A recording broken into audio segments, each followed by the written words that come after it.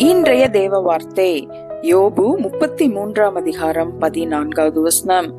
தேவன் ஒரு விசை சொல்லி இருக்கிற காரியத்தை இரண்டாம் விசை பார்த்து திருத்துகிறவர் அல்லவே. தேவனாகிய கர்த்தர் அவர் வார்த்தையில் உண்மையுள்ளவராய் இருக்கிறார். வசனம் சொல்லுகிறபடி அவர் ஒரு விசை சொன்ன காரியத்தை இரண்டாம் விசை திருத்துகிறவர் அல்ல.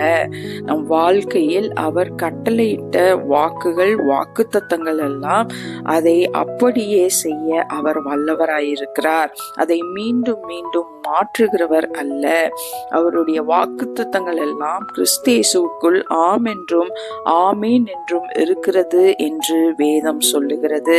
பிரியமானவர்களே, மனிதன் தான் இன்று ஒரு வார்த்தை நாளை ஒரு வார்த்தை என்று மாற்றி மாற்றி பேசுவான். ஆனால் தேவனோ அவர் வார்த்தையில் உண்மை உள்ளவராக, என்றென்றும் மாறாதவராக, அவர் சொல்லுகிற வார்த்தைகளை நிறைவேற்றுகிறவராக இருக்கிறார்.